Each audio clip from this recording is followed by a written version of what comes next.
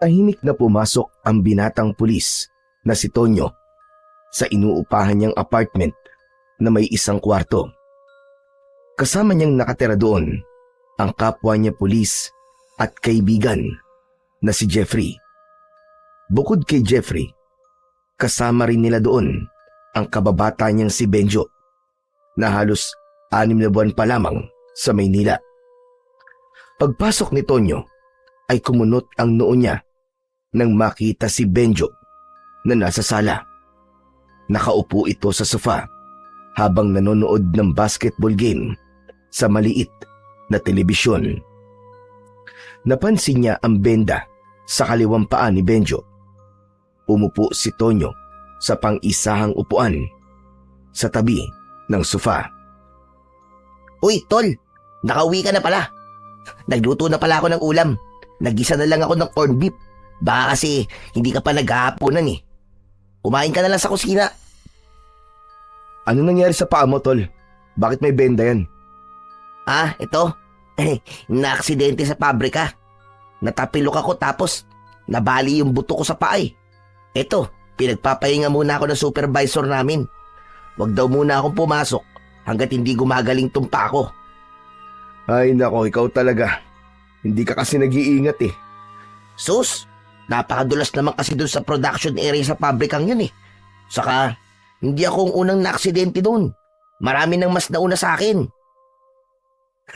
Kung ganun, nainggit ka sa mga naunang naaksidente kaya gumaya ka sa kanila. Paano pala ang pagpapadala mo sa pamilya mo sa probinsya natin kung hindi ka muna magtatrabaho? Bayad ako, Chong, kahit hindi ako papasok. Ayos, di ba? Nakakapagpahinga na ako, pero sa sahod pa rin ako. Kaya palang saya mo kahit may pilay ang paa mo eh. Sinabi mo pa. O sige, kumain ka na. Mukhang hindi ka pa naghahaponan eh. Mamaya na. Hindi pa naman ako nagugutom eh. Ay, oo nga pala. Si Jeffrey nasan? Naunang mag-out yun sa akin kanina eh.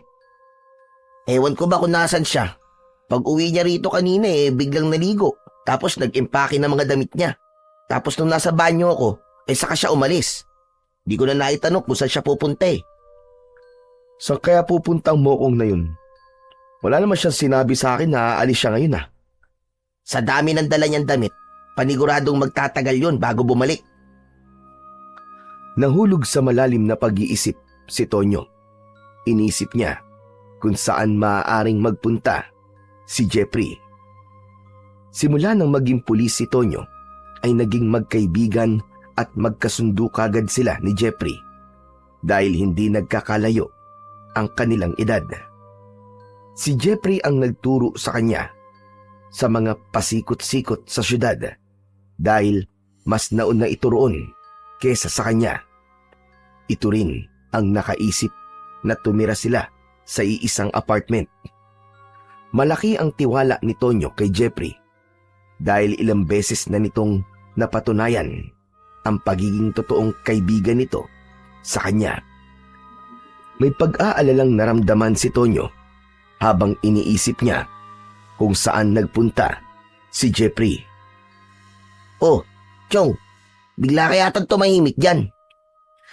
Iniisip ko kasi kung saan maaaring magpunta si Jeffrey. Ngayon lang kasi ito nangyari na bigla siyang umalis nang hindi nagsasabi kung saan siya pupunta.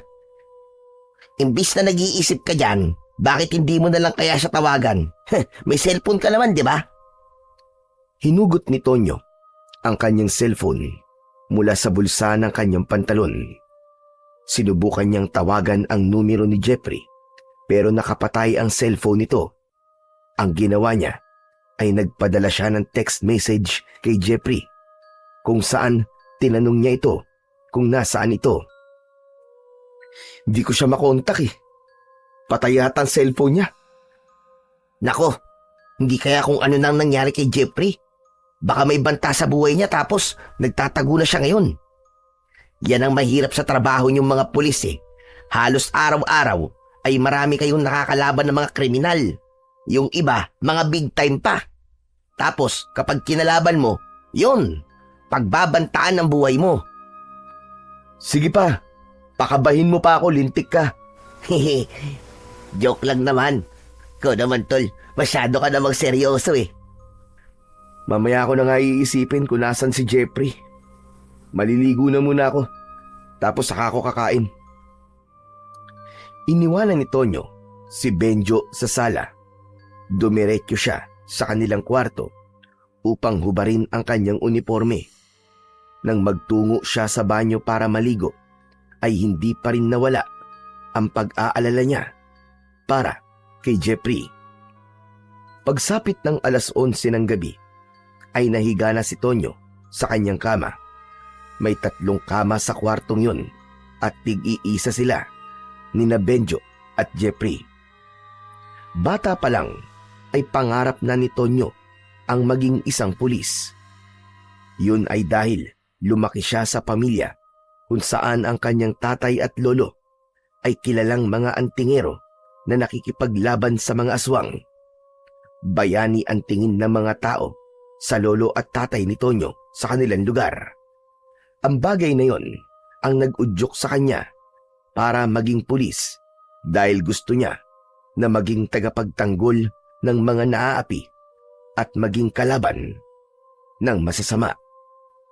Sinuportahan naman ng pamilya ni Tonyo ang pangarap niyang yon at sobra siyang ipinagmamalaki ng mga ito nang maging ganap na siyang pulis. Tapat si Tonyo sa kanyang sinumpaang tungkulin. Hindi siya nadadala sa suhol at palagi niyang tinatandaan ang paalala ng tatay niya na mamuhay siya ng marangal at hindi niya kailangan maging mapagsamantala. Unti-unti nang nakaramdam ng antok si Tonyo nang narinig niya ang pagtunog ng kanyang cellphone na nakapatong sa maliit na lamesa sa tabi ng kanyang kama. Agad niya yung kinuha at sinagot ang tawag nang malaman niyang si Jeffrey ang tumatawag. Hello? Hello, Jeffrey? Tol, Anak ng tutsa, saan ka ba nagpunta? Ang sabi ni Benjo ay nag-impake ka daw ng mga damit mo at umalis ka. Ayaw mo na ba kaming makasama kaya umalis ka nang hindi nagpapaalam? uy hindi Nagmamadali lang talaga ako kanina kasi naghahabol ako ng biyahe pa uwi sa probinsya namin eh. Ang totoo niyan, ay sakay ako ngayon ng bus. Nasa biyahe na ako. Tumawag lang ako nang natanggap ko ang text mo. Pauwi ka pala sa inyo eh. Akala ko naman kung saan ka pupunta. Ano palang meron at bigla kang uuwi sa probinsya nyo? May emergency ba? Wala naman tol. Piyesta kasi sa amin eh. 1 linggo ang selebrasyon ng piyesta sa amin. Kaya 1 linggo rin ako mawawala. Ang ibig ko sabihin tayo pala. Ha? Teka. Anong tayo pala?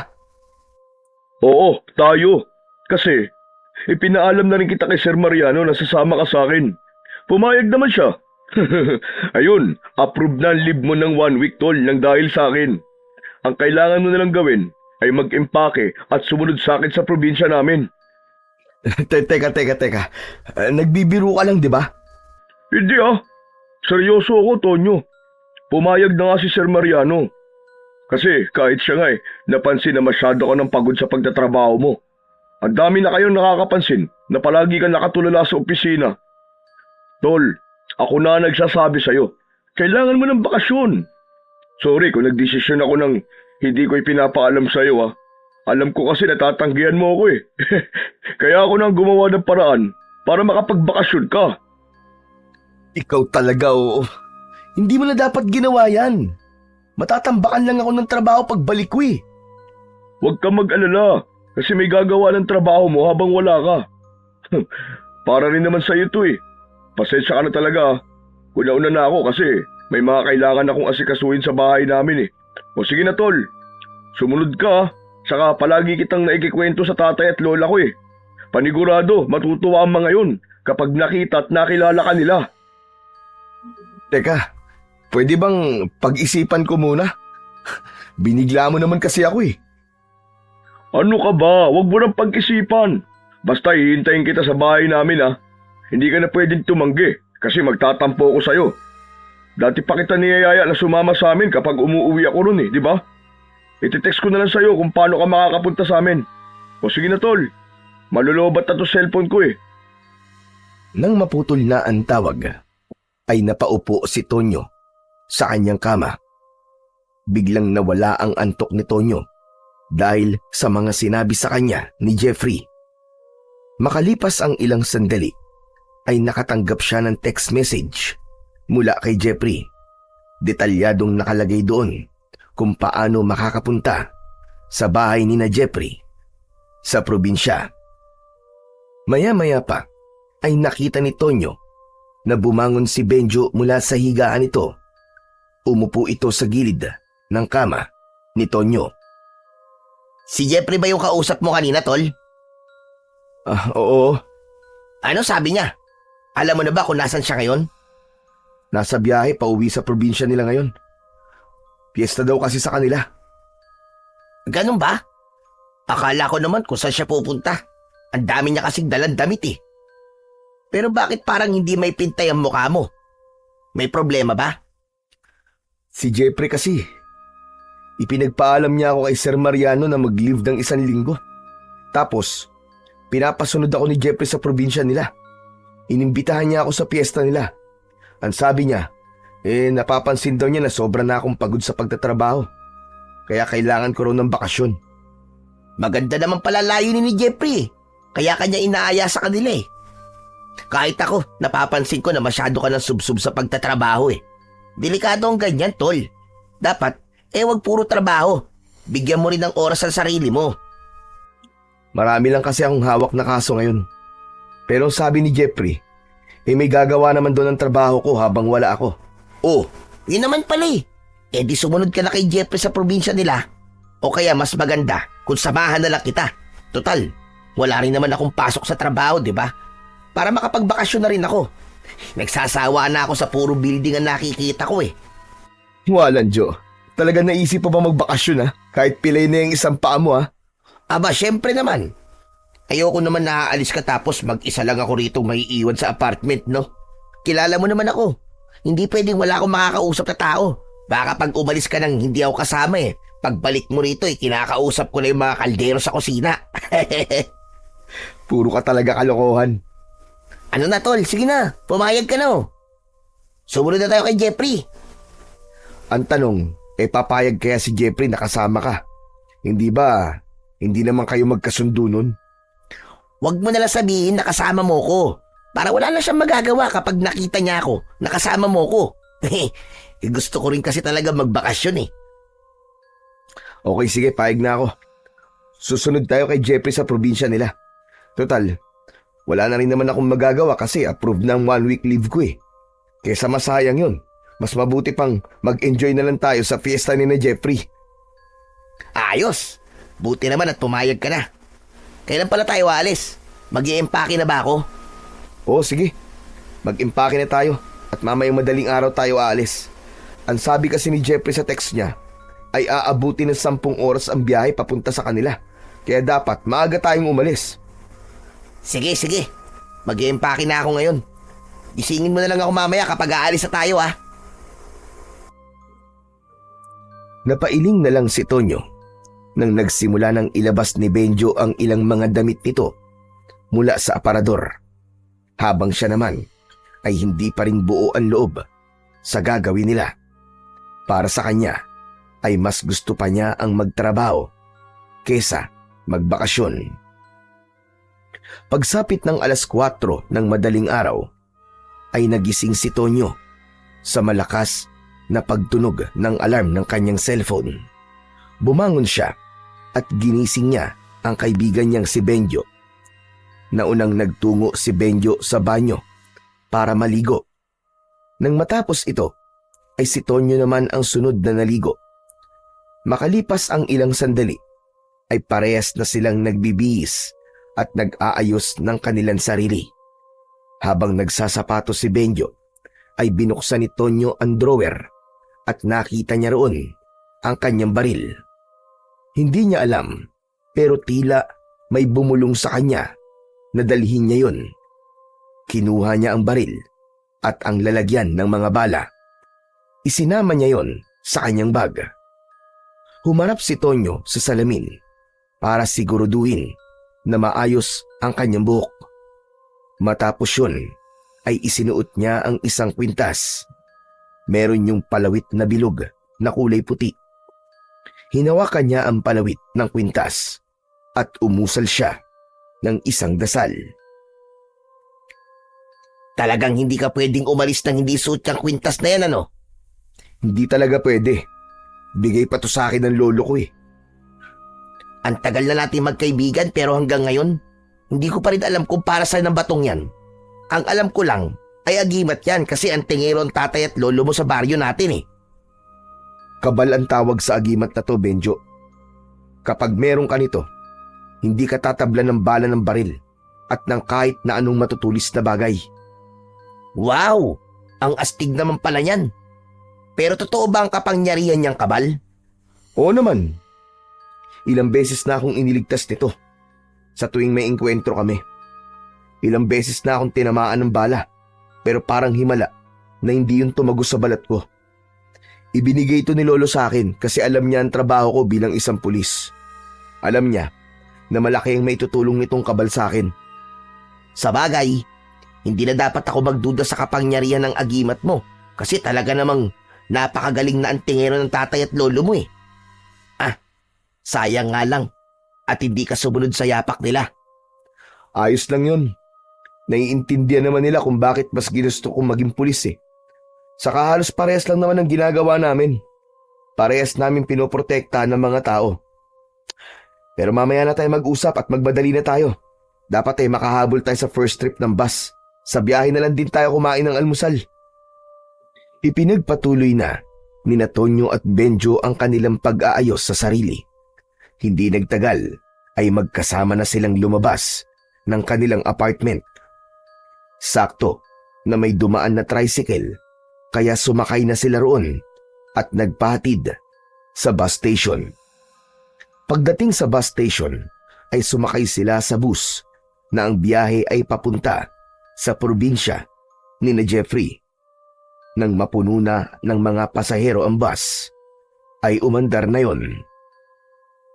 Hindi nagtagal ay nakatulog si Tonyo dahil ang totoo ay inaantok pa siya ng oras na yon. Makalipas ang ilang oras ay biglang nagising si Tonyo. Isang malakas na sigaw ang kumawala sa bibig niya kaya napatingin ang lahat ng pasahero sa kanya. Pasensya na po kayo. Nananaginip lang po ako. Napapahiyang napayuko si Tonyo. Grabe ka, tol. Iskandaloso ka pala. Kasalanan ko ba kung nanaginip ako ng hindi maganda? Ano ba kasi napanaginipan mo at napasigaw ka? Hinahabol daw ako na napakaraming aswang. Tapos nung maabutan nila ako, ay pinagtulungan nila akong patayin. Uy, nakakatakot naman panaginip yan. Pero panaginip lang naman yun eh. Hindi naman yun totoo. Dahil ang totoo, mag-e-enjoy tayo ng gusto sa pupuntahan natin. Nakamalay mo, merong magagandang chika bebe doon kina Jeffrey. Iyon, di lumabas din ang totoo. Pambira ka. Gusto mo lang maghanap ng mabobola mong babae, kaya ipinilit mong makipiyesa tayo kina Jeffrey. Bonus lang naman ang babae, tol eh. Siyempre, pupunta tayo ron para magbakasyon at makipiesta. Ewan ko sa'yo. Pero sa totoo lang, parang iba ang pakiramdam ko sa bakasyon na to eh. Parang may masamang mangyayari na hindi ko alam. Huwag ka kasi mag-isip ng negatibo kasi ganun talaga ang mangyayari. Saka ano namang masamang mangyayari, magbabakasyon lang naman tayo. Saka nandun naman si Jeffrey. Hindi naman niya siguro tayo pababayaan, di ba? Hindi na lang muna nagsalita si Tonyo. Itinuon niya ang kanyang mata sa labas ng bintana at pilit niyang inalis ang hindi magandang pakiramdam na meron siya. Simula kasi nang umalis sila sa apartment ay naramdaman niya na yon. Tila ba may kung anong puwersa ang pumipigil sa kanya na umalis. Inisip na lang niya na baka dahil hindi buo ang loob niya na magbakasyon dahil mas gusto niya nga ang magtrabaho.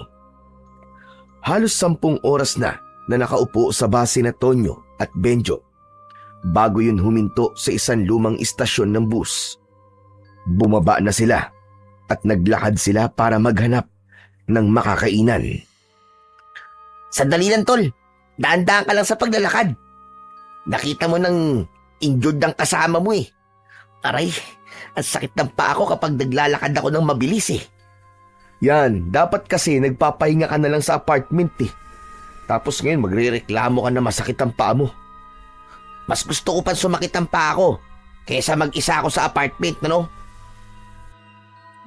Nakahanap ng maliit na karinderya sina Tonyo at doon na sila kumain.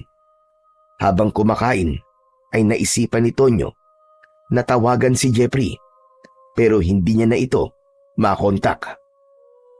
Ano naman kaya nangyari rito kay Jeffrey? At patay na naman ang cellphone niya. Baka naman lobat lang o kaya busy. Pero sinabi ba niya sa text niya kung anong sunod na sasakyan natin? Oo, magji-jeep daw tayo tapos sasakay ng tricycle. Yun na raw ang mag-aatid sa atin sa baryo nila. Sinungaling din talaga ang Jeffrey na yun, no? Akala ko ba sabi niya 10 oras ang biyahe papunta sa kanila. Yung pala, 10 oras sa bus. Tapos, may sasakyan pa. Anak ng weteng, oo. Napakalayo naman ng baryo nila. Nasa dulo na ba yun ng Pilipinas? Hayaan mo na nga, Benjo.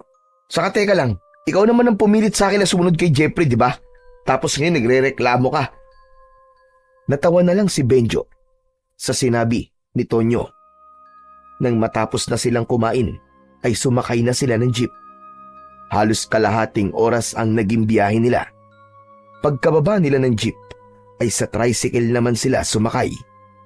Habang sakay ng tricycle, ay napansin nila na paunti na ng paunti ang mga kabayan na kanilang nakikita sa daan. Matapos ang halos 1 oras, ay huminto na ang tricycle sa tapat ng isang arko na gawa sa kawayan. Sinabi ni Tonyo sa driver na baka pwede sila nitong ihatid sa mismong bahay na pupuntahan nila. Pero tumanggi ang driver at anito ay magbayad na lang sila para makaalis na ito. Wala nang nagawa si Tonyo kundi ang magbayad ng pamasahe. Pagkababa nila ng tricycle ay kapansin-pansin ang pagmamadali ng tricycle driver na umalis. Grabe, ang sama naman ng ugali ng tricycle driver na yon. Hindi man lang tayo inatid sa mismong bahay ni Jeffrey. Hayaan mo na. Baka ayaw niya lang maabutan ng dilim. Nakita mo naman oh. Liblib ng lugar na to eh. Matatagalan bago siya makabalik sa bayan. Saka okay na rin to para makapaglakad-lakad tayo. Kanina pa tayo nakaupo eh. Sa bagay, may punto ka naman. Medyo sumasakit ng ang puwet ko kasi 10 oras ba naman tayo nakaupo sa bus kanina eh. Nang sandaling yon, ay muling sinubukan ni Tonyo na tawagan si Jeffrey para mas maging madali ang pagpunta nila sa bahay nito. Pero hindi pa rin niya ito makontak. Wala na siyang nagawa kundi ang muling basahin ang huling text message na ipinadala sa kanya ni Jeffrey. Ano tol? Hindi pa ba tayo maglalakad? Teka, sandali. Binabasa ko pa tong huling text ni Jeffrey. Hindi pa rin kasi siya sumasagot sa tawag ko eh. Magpapasundo na lang sana tayo sa kanya dito. Ano ba kasi nakalagay sa text niya? Ano sabi? Ang sabi niya, ang bahay daw nila ay meron 2 puno ng mangga sa unahan. Tapos, may bakod daw na gawa sa kawayan. Anak nang, mukhang lahat ng bahay dito sa baryong to. May 2 puno ng mangga sa harapan tapos kawayan yung bakod eh. Anak ng weteng, oo. Pinagluloko tayo ng kaibigan mong yan ah. Kaya mainit ang dugo ko dyan eh. Kakaltukan ko yan pag nakita ko, tignan mo. Ang mabuti pa, isimulan na natin ang paghahanap sa bahay ni Jeffrey. Saka, magtanong-tanong na lang din tayo sa mga taong makikita natin. Pero, magpapaalala lang ako sa iyo ah. Nasa teritoryo tayo ni Jeffrey, Benjo. Tigilan mo muna ang pangiinis sa kanya ha. Hindi ko may papangako pero susubukan ko. At wala akong pakialam kahit nasa teritoryo niya tayo. Wow! Ang tapang mo naman. Ikaw na lang dapat ang nagpulis eh, imbis na ako eh. Nagtawanan ang dalawa. Hindi nagtagal ay nagsimula na silang maglakad papasok sa mismong baryo ni na Jeffrey. Kapansin-pansin na napakatahimik ng lugar na yon. Nang isang matandang babae ang nakita nila, ay agad nilang itinanong dito kung saan ang bahay ni Jeffrey at itinuro naman yun sa kanila ng matanda.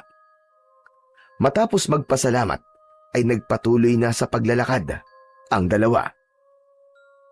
Tol, parang nakakatakot naman ang mga tao sa baryong to. Tignan mo, pinagtitinginan tayo ng mga tao. Tapos yung matandang babae kanina na napagtanungan natin, parang may itinatago. Hindi siya makatingin ng diretso sa atin, tol. Alisin mo na nga yung pagiging judgmental mo. Saka hindi ba ikaw ang nagsabi sa akin na wag akong mag-isip ng negatibo? Tapos ikaw naman pala nag-iisip ng hindi maganda. Saka, normal na pagtinginan tayo ng mga tao. Kasi bago tayo sa paningin nila, dayo tayo dito. Sa'yo nang napapansin ko sa lugar na to eh. Anong magagawa ko?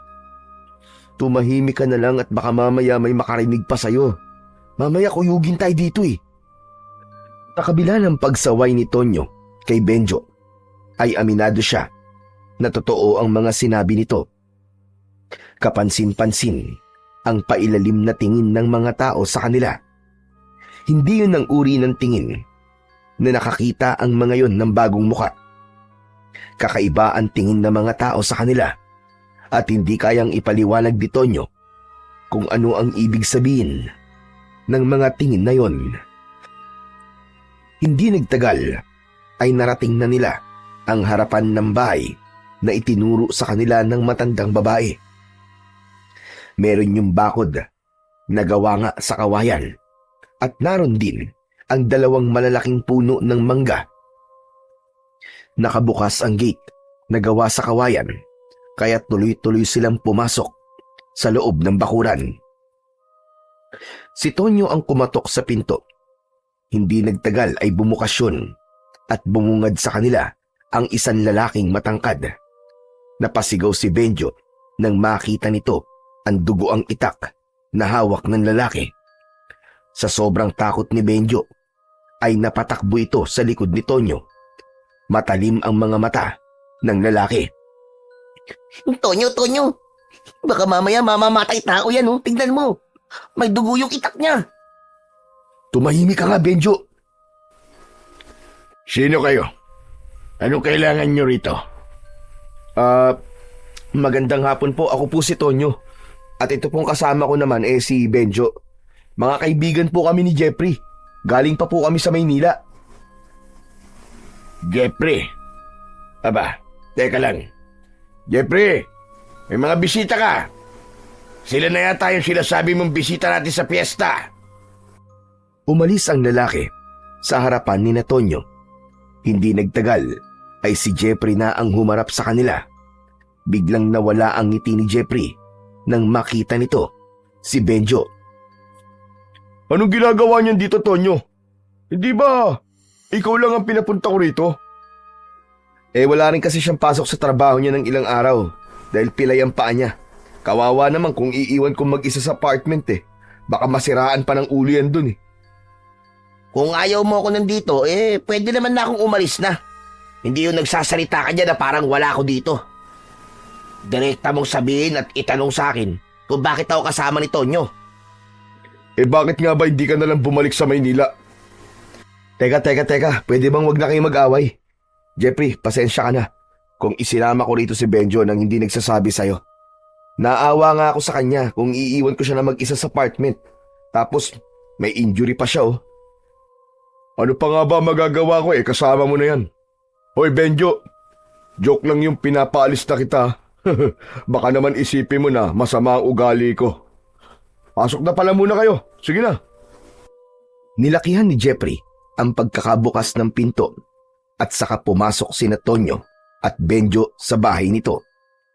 Naupo sila sa mahabang upuan na gawa sa kawayan. Malawak ang bahay ni Jeffrey. Gawa ang dingding sa malalapad na tabla at ang bubong ay pawid. Mula sa sala ay nakita ni Tonyo ang lalaking nagbukas ng pinto sa kanila.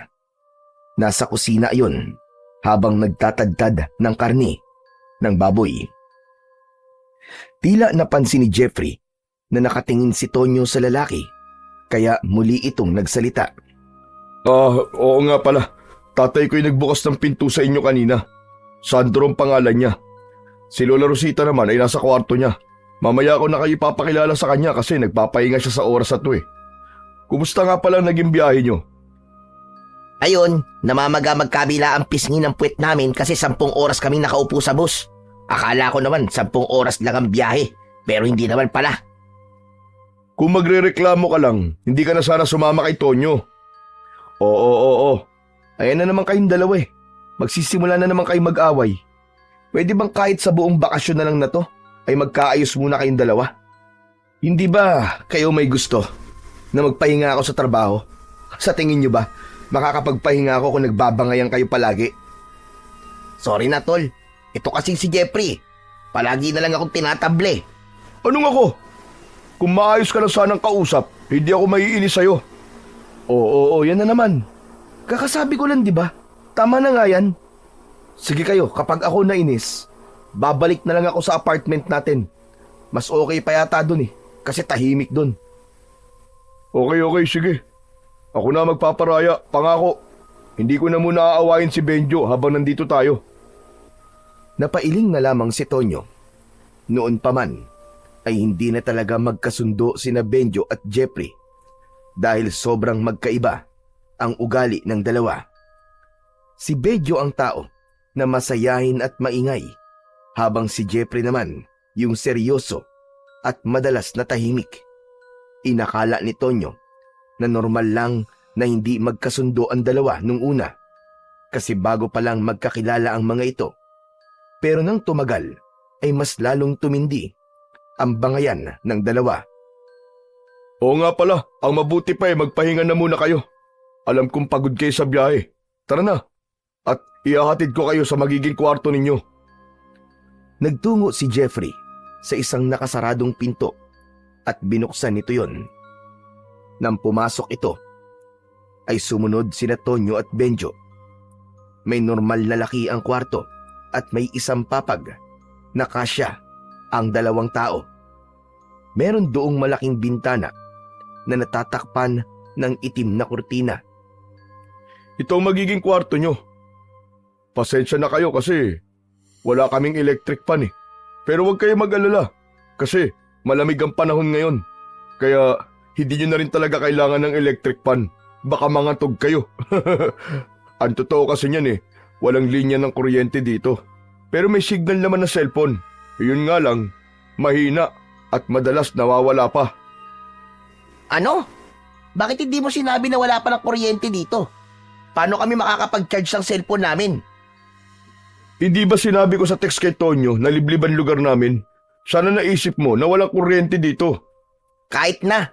Sana sinabi mo kaagad ng mga ganung bagay para hindi kami nagugulat. Benjo, hayaan mo na nga. Okay lang yan. Hindi rin naman natin siguro masyadong magagamit ng cellphone kasi nasa bakasyon tayo, di ba? Buti ka pa, Tonyo, malawak ang pangunawa mo. Saka sa dami ng mga activity dito sa baryo namin sa loob ng 1 linggo, sigurado ko na hindi nyo na may isipang gumamit ng cellphone. Siguraduhin mo lang na mag-i-enjoy kami rito dahil kung hindi, babayaran mo yung pamasahe namin papunta rito at pabalik sa Maynila. Kahit ako pa magbayad ng share mo sa upa ng 1 taon para manahimik ka lang. Yabang talaga nito. O paano? Iiwan ko na kayo rito para makapagpahinga na kayo. Tutulungan ko lang ang tatay ko sa pagluluto ng hapunan. Sige tol, maraming salamat. Ngumiti si Jeffrey, saka ito lumabas ng kwartong yun. Isinarado ni Tonyo ang pinto at siniguro niya na nakakandado yun. Naupo si Benjo sa gilid ng kama habang si Tonyo ay humiga na. Ramdam niya ang labis na pagod sa napakahabang biyahe at wala siyang ibang gustong gawin ng oras na yon kundi ang matulog. Hay nako, kung alam ko lang na walang kuryente dito, sana hindi na lang ako sumama eh. Malapit nang malobat ang cellphone ko, tol. Paano ako makaka-text at makakatawag sa mga chicks ko sa Maynila nito?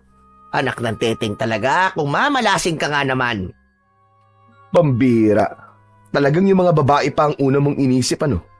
Alam mo tol, minsan, hindi masamang wag muna tayong gumamit ng cellphone. Ayaw mo ba nun? 1 linggo kang makakatipid sa load. Saka pwede bang kahit 1 linggo lang din eh. Wag mo na munang awayin o sagutin ng pabalang si Jeffrey. Para naman ma-enjoy talaga natin tong bakasyon na to. Ewan ko ba, tol? Hindi ko talaga kayang makasundo yung kaibigan mo na yun. Ang init ng dugo ko sa kanya. Alam mo naman na sinusubukan kong makasundo siya eh. Pero wala talaga. Mabigat ang pakiramdam ko kay Jeffrey. Tol, mabait naman si Jeffrey. Kung hindi naman siguro kami magkakasundo. Bigyan mo na siya ng pagkakataon na mapalapit sa'yo. Nako tol, maraming beses ko na sinubukan na magkasundo kami. Pero wala talagang pag-asa. Kung hindi nga lang ako mag-isa sa apartment ng 1 linggo eh, hindi ako sasama sa'yo dito eh. Saka, parang nakapagsisisi na magpunta rito. Hindi mo ba napansin yung tatay ni Jeffrey? Parang nakakatakot siya, Chong. Lalo na yung tingin niya sa atin kanina. Nako, parang kayang-kaya niyang pumatay ng tao eh. Saka parang kakainin niya tayo ng buhay kung makatingin siya. Hoy, ano ka ba? Huwag ka nga magsalita ng ganyan sa mga taong nagpatuloy ng maayos sa atin dito. Baka mamaya may makarinig sa'yo eh. Nakakahiya. Eh, sa'yo nang napansin ko eh. Anong magagawa ko? Alam mo kung ano magagawa mo? Itikom mo na yung bunganga mo at humiga ka na't matulog na tayo. Gusto ko muna magpahinga. Pero kung ikaw ayaw mo, bahala ka sa buhay mo. Ikaw na lang siguro magpahinga, tol. Lalabas muna ako. At saan ka naman pupunta? Bahala na kung saan. Maglilibot-libot muna ako dito sa baryo ni Jeffrey. Titignan ko kung maganda ba talaga. Bahala ka, basta mag-iingat ka. Baka mamaya kung saan ka makapunta at maligaw ka pa. Tinawanan lang ni Benjo ang sinabing yun ng kaibigan niyang si Tonyo. Nang lumabas na ng kwarto si Benjo, ay umayos na sa pagkakahiga si Tonyo at ipinikit na niya ang kanyang mga mata. Dahil sa labis na pagod at antok, hindi nagtagal ay nagawa na niyang makatulog. Sa pagtulog ni Tonyo ay muli niyang napanaginipan yung panaginip niya sa bus. Nakita niya ang sarili niya na hinahabol ng napakaraming aswang at napagtanto niya na ang lugar na kinaroroonan niya sa kanyang panaginip ay ang baryo ni na Jeffrey. Nang naabutan na siya ng mga aswang, ay pinagtulungan na siyang patayin ng mga yon at doon na siya nagising. Napabalikwas si Tonyo. Tagaktak ang malamig na pawis sa kanyang noo at napakabilis ng tibok ng puso niya. Nakapagtataka naman na 2 beses ko nang napapanaginipan yon. Ano ba kasing ibig sabihin nun? Teka, mukhang napatagal pala ang pagtulog ko. Madilim na pala. Siguro nakakain na sila ng hapunan. Ang mabuti pa siguro lumabas na ako. Ipinagkibit balikat na lamang ni Tonyo ang nakakatakot niyang panaginip. Sa paglabas niya ng kwarto, ay nakasindi na ang mga gasera sa bahay ni na Jeffrey. Nakita niya si Jeffrey at ang tatay nito sa may hapagkainan. May kasama ang mga ito na isang matandang babae na payat at halos tuyot na ang balat. Nahinuha niya na yon ang Lola Rosita ni Jeffrey. Lumapit si Tonyo kina Jeffrey at napansin niya na hindi pa nagagalaw ang mga pagkain na nasa lamesa. Bakit hindi pa kayo kumakain, Tol? Hinihintay ka kasi namin na magising. Sanay kasi kami na kapag may bisita ay kasabay namin kumakain. Para sa amin kasi, kabastusan kung kakain kami nang hindi kayo kasama. Naku, pasensya na. Napahaba ang tulog ko Nakakahiya. Pinaghintay ko pa kayo. Ayos lang. Naiintindihan namin na pagod ka sa biyahe, kaya normal na maging mahaba ang pagtulog mo. Pero sa mga susunod na oras ng pagkain, umaasa kami na hindi mo na kami paghihintayin. Hindi alam ni Tonyo, pero napansin niya na masyadong seryoso ang pagsasalita ni Jeffrey habang ang tatay at lola nito ay pailalim kong makatingin. Hindi diretsyong nakatingin ang mga ito sa kanya, pero ramdam niya ang bigat ng titig ng mga ito sa kanya. Pasensya ka na talaga, tol ha. Hayaan niyo po sa susunod ay hindi na ito mauulit. Oo nga pala, si Benjo. Nasaan siya? Ang sabi niya ilalabas siya eh. Hindi pa ba siya bumabalik? Hindi pa. Aba, nasa na kaya ang mokong na yun? Hindi kaya naligaw na yun? Ay nako, sinabihan ko na siya kanina na huwag siyang umalis eh. Kasi hindi niya kabisadong lugar na to. Hindi na namin maaaring hintayin na dumating si Benjo. Kailangan ng kumain ni Lola dahil malapit na ang oras ng pag-inom niya ng kanyang gamot. Sa ngayon, hahayaan namin na ikaw na lang muna ang makakasabay namin sa pagkain. Sige na, Tonyo, maupo ka na. Okay, sige. May pag-aalinlangan na umupo si Tonyo. Kaharap niya ang tatay ni Jeffrey, habang si Jeffrey naman ang katabi niya. Si Lola Rosita naman ay nakaupo sa kabisera na nasa kaliwang bahagi naman ni Tonyo. Nais sana niyang hanapin muna si Benjo, pero nahiya na siyang gawin yon, lalo na't kailangan na talagang kumain ng lola ni Jeffrey. Sinabawang karne ng baboy ang ulam na nakahain. Habang kumakain si Tonyo, ay napansin niya na halos walang lasa ang sabaw. Napakatabang nun na parabang kahit isang butil ng asin ay hindi yun nilagyan. Tila napansin ni Jeffrey na hindi nasasarapan si Tonyo sa kinakain niya. Kaya nagtanong ito.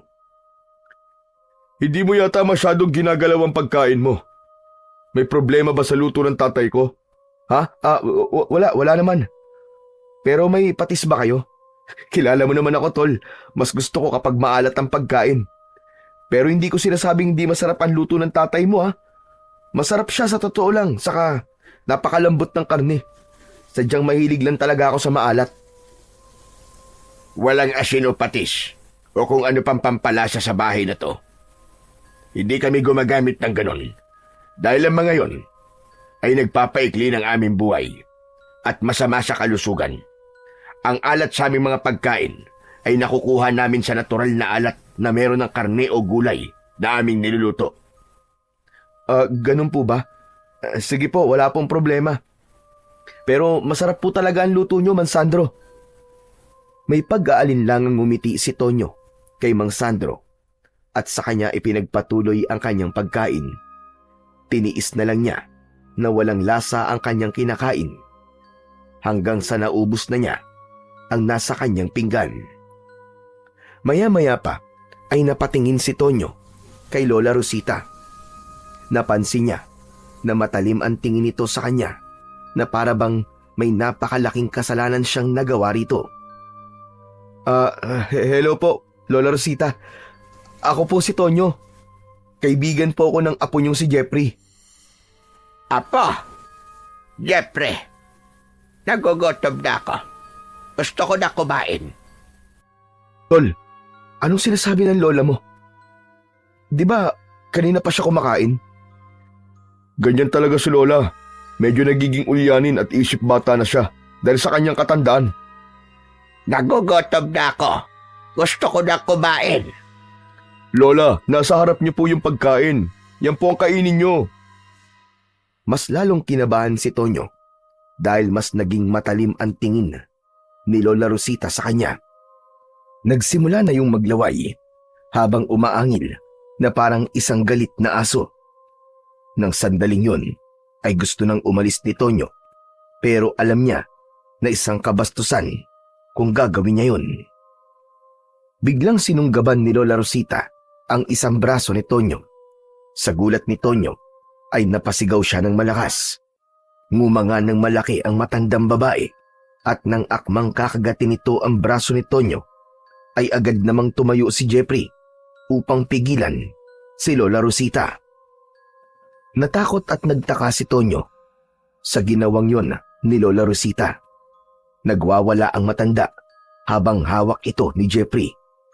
Pilit siyang inaabot ng matandang babae na parabang galit na galit yun sa kanya. Jeffrey, dalhin mo muna si nanay sa kanyang kwarto. Ikulong mo muna siya ron hanggang sa kumalma siya. Sige na. Binuhat na ni Jeffrey ang lola nito at dinala sa isang maliit na kwarto. Malakas na isinarado ni Jeffrey ang pinto habang patuloy pa rin sa pagwawala at pagsigaw si Lola Rosita. Muling umupo si Jeffrey. Nagpatuloy sa pagkain sina Jeffrey at ang tatay nito na para bang hindi naririnig ng mga ito ang pagsigaw ni Lola Rosita. Tol, tanong lang, okay lang ba ang lola mo? Huwag mo na lang siyang pansinin. Ganun talaga si Lola Rosita kung minsan kapag hindi siya nakakainom ng gamot sa oras. Pero bakit niya ako kakagating kanina? May mga pagkakataon na nananakit talaga siya. Pero huwag kang mag-alala. Kapag napainom ko na siya ng gamot, ay kakalma rin siya. Natakot naman ako sa lola mo kanina, tol. Akala ko kakainin niya na ako Pero sana ay kumalma at maging okay na ang lola mo, Chong. Matipid na ngumiti si Jeffrey. Saka nito'y pinagpatuloy ang pagkain. Habang si Tonyo ay hindi pa rin maalis sa isip ang nakakatakot na pag-atake na ginawa ni Lola Rosita sa kanya kanina. Nang matapos na silang kumain, ay nakita ni Tonyo na pumasok si Jeffrey sa kwarto ni Lola Rosita. May dala itong isang bote na may lamang likido na hindi niya malaman kung anong kulay dahil malamlam ang liwanag ng gasera sa loob ng bahay.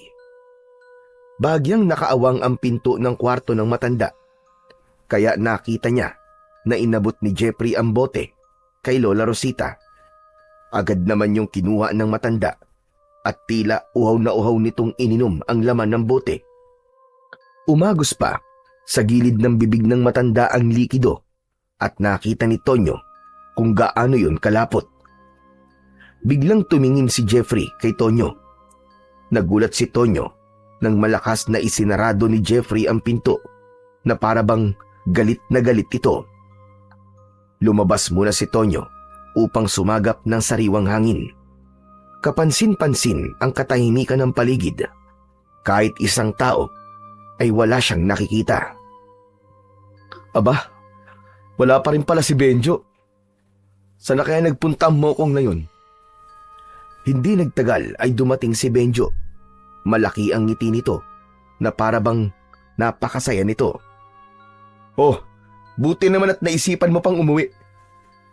Saan ka ba galing Ang tagal mo bago bumalik Jackpot, tol, jackpot. May nakilala ako napakagandang babae. Tapos, ipinakilala pa niya ako sa pamilya niya.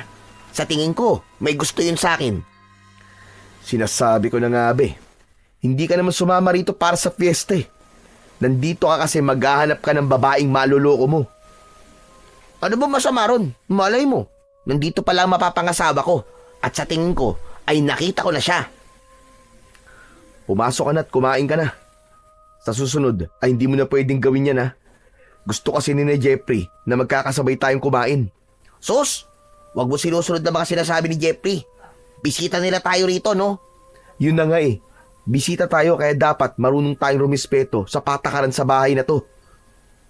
Oo na. O sige, kakain na muna ako. Ano palang ulam?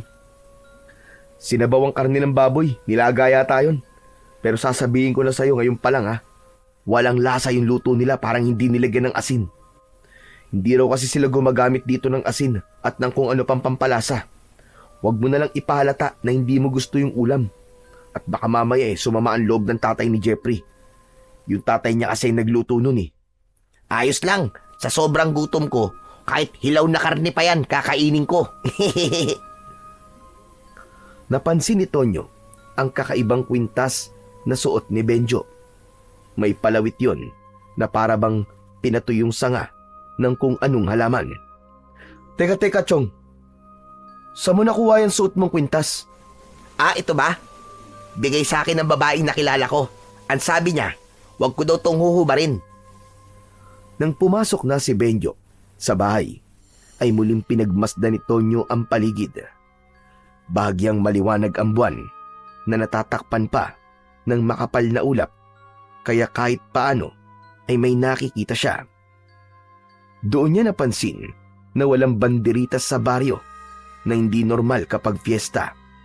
Inisip na lang niya na walang budget para sa ganung bagay ang baryo ni na Jeffrey, kaya hindi niya na yon binigyan pa ng pansin. Nanatili muna si Tonyo sa labas ng bahay. Umupo siya sa isang mahabang upuan na gawa sa kahoy na nasa ilalim ng puno ng mangga. Maya-maya pa ay umupo sa tabi niya si Benjo. Totoo nga sinabi mo, tol. Walang lasa yung nilagang baboy. Para bang literal na tubig lang ang inilagay dun eh. Ano ka ba? Lakas ng boses mo. Baka mamaya marinig ka nila sa loob. Ano naman? Para nga malaman nila na hindi masarap yung nilagay. Malay mo, matuto na silang maglagay ng pampalasa sa susunod. Hayaan mo na. 1 linggo lang naman tayo dito eh. Ano pa lang nangyari doon sa sinasabi mong babae na nakilala mo kanina? Tamo? Interesado ka naman pala? Ayun. Pinakilala niya ako agad sa pamilya niya. Ang bait nga ng nanay at tatay niya eh. Parang gusto nila pakasalan ko na kagad ang anak nila. Saka napakaganda niya, tol. Morena, tapos sexy pa. Alam mo ba yung ganda na Pilipinang-Pilipina? Ganun siya. Walang-wala yung mga babae sa Maynila, Chong. Sana'y seryosohin mo na ang isang yan. Kilala kasi kita, Benjo eh. Masyado kang mapaglaro pagdating sa mga babae. Huwag mo nang dalhin dito yung pagiging palikero mo. Tignan natin ang mga mangyayari sa susunod na araw.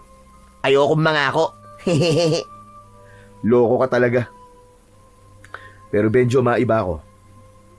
Alam mo bang may nangyari kanina rito? Yung lola ni Jeffrey, bigla na lang nagwala tapos muntik niya na akong kagatin sa braso. Mabuti nga'y napigilan siya ni Jeffrey. Ano? Seryoso ba yan? Hindi kaya may rabies si Lola Rosita? Di ba ganun kapag nagkakarabis? Nagiging parang asong ulol? Wala. Ang sabi ni Jeffrey, ay ganun daw minsan ang lola niya kasi ulyani na raw. Alam mo na, sa sobrang tanda na ni Lola Rosita, ay para na siyang bata kung mag-isip. Sa bagay. Pero, wala ka ba napapansin sa lugar na to, Chong? Parang hindi piyesta, di ba? Tignan mo, walang kabanderi-banderitas. Tapos, wala rin ako nakikitang simbahan o kahit maliit na kapilya man lang. Kung piyesta rito, sinong santo o patron ang ipinagdiriwang nila? Naiikot ko na tong buong baryo kanina, pero wala talaga akong nakitang simbahan. Yan nga rin ang ipinagtataka ko kanina eh. Pero hayaan mo na. Ang mahalaga ay nandito tayo at napagbigyan ko na si Jeffrey. Hindi ba ilang beses niya na ako niyaya rito noon? Pero palagi akong tumatanggi. Kasi mas gusto ko nga magtrabaho kaysa magbakasyon. Sa gitna ng pag-uusap ng dalawa, ay biglang dumating si Jeffrey. Nakangiti na ito at hindi na gaya kanina na napakaseryoso. Ang lalim yata ng pinag-uusapan nyo ah. Pwede ba akong makisali? Nagkikwento lang tong si Benjo sa babaeng nakilala niya rito. Naku Benjo, binabalaan kita. Huwag mong lolokohin at paglalaruan ng mga babae rito. Oo, madali sila maniwala sa mga sasabihin mo. Pero hindi yung dahilan para lokohin mo sila. Kilala kita eh. Babaero ka. Kahit hindi ka naman gwapo. Wow! Nagsalita ang ubod ng gwapo. Bakit ikaw? Gwapo ka ba?